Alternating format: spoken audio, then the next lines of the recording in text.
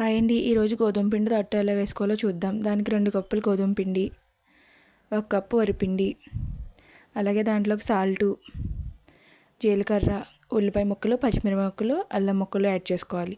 తర్వాత దాన్ని ఒకసారి కలపాలి. తర్వాత వాటర్ యాడ్ చేసుకుని కలుపుకోవాలి.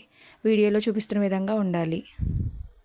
తర్వాత స్టవ్ మీద పెనం పెట్టుకుని కొద్దిగా ఆయిల్ యాడ్ చేసుకోవాలి. ఇప్పుడు దాని మీద అట్లా పోసుకోవాలి.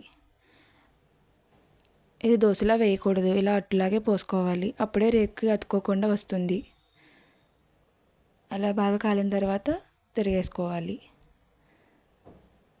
అది బాగా కాలిన తర్వాత ప్లేట్లోకి తీసుకోండి. అదేవిధంగా ఇంకోటి కూడా వేసుకుందాం. అది కూడా బాగా కాలిన తర్వాత ప్లేట్లోకి తీసుకోవడమే, అంతే. మన గోధుమ పిండితో ఎంతో క్రిస్పీగా ఉండే గోధుమ పిండి అట్లు ready. Thank you so much.